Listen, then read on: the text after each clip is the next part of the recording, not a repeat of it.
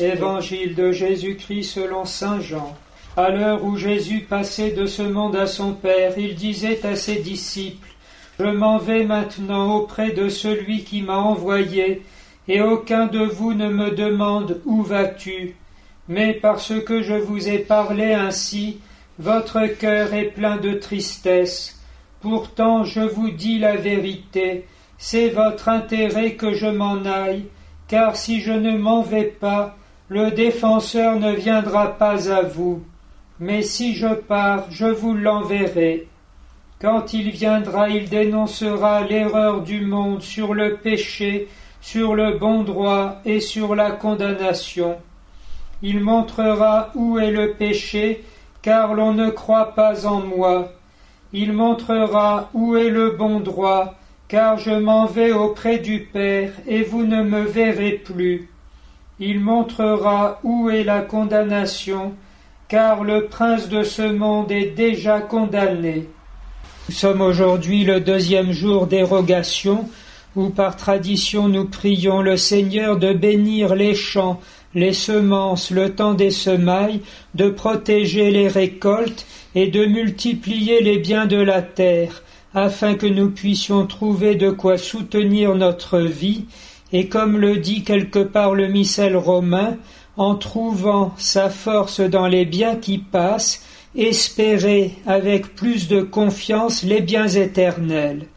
De fait, la parole de Dieu aujourd'hui vient nous encourager une nouvelle fois à la joie de croire, en nous disant textuellement de ce geôlier qui découvre, grâce au miracle de Paul et de Silas, la grâce de Jésus et du baptême, passant à table avec toute sa maison, il laissa déborder sa joie de croire en Dieu. Quelle est-elle? De voir que le Seigneur Jésus est venu jusqu'à lui et s'est donné à lui pourtant dans une situation qui était terrible. Il pensait que les prisonniers s'étaient évadés, que sa mission n'était pas remplie.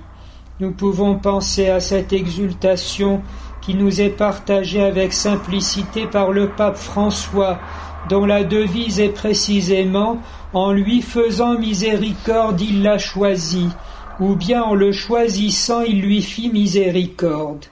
Et c'est cette expérience au plus intime de l'être qui est cette source pure, qui continue quelquefois même sous tout un fatras de choses, ou d'impressions, d'angoisses ou de nouvelles dont nous sommes assaillis par la télévision ou les événements, etc., cette source qui continue imperturbablement à soudre au-dedans de nous et qui est aussi le don de la paix.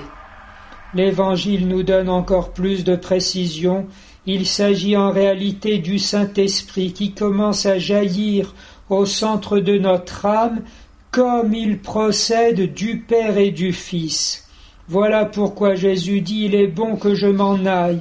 Bien sûr, il ne nous quitte jamais, mais nous ne le voyons plus avec les yeux de chair, parce que c'est le Saint-Esprit, le Consolateur au-dedans de nous qui atteste la vérité de Jésus et sa victoire et son amour infiniment fidèle, confondant le monde sur 3 points, et qu'il explique à la fin. Le péché, c'est de ne pas croire, alors que Jésus vient démontrer que Dieu est fidèle et que malgré les masses de péché, l'iniquité de l'univers, tout est restauré et possible, et encore plus beau qu'avant. La vérité en matière de justice et de bon droit, comme dit la traduction ici, parce que Jésus qu'on a crucifié est ressuscité d'entre les morts. Alors l'adversaire est mis en déroute, et le Seigneur s'est conquis par sa passion le droit de nous aimer, non seulement par miséricorde, mais strictement en toute justice. Il nous a justifiés, et ayant tout réparé, et même plus que nécessaire, il a le droit et la simplicité de pouvoir se tenir avec nous et au milieu de nous, en nous appelant devant Dieu son Père, « Me voici, avec les enfants que tu m'as donnés, et sans rougir de nous appeler ses frères. Et enfin, en matière de condamnation, avec ce commentaire inoubliable du bienheureux Jean-Paul II, la condamnation frappe d'abord et essentiellement le diable, qui s'est opposé à Dieu de toutes ses forces. Mais, dit-il, l'homme est une trop petite créature pour s'opposer à ce point à son Dieu. Voilà pourquoi nous pouvons espérer que la miséricorde de Dieu se penche sur notre petitesse, et le Seigneur, ayant suppléé et se substituant à nous, nous espérons aussi le pardon, la condamnation pour le diable et ses anges, et la miséricorde est encore ouverte à tous ceux qui voudront, qui pourront être sauvés en Jésus-Christ, et dans le cadre de l'intercession universelle et très puissante de la Sainte Église.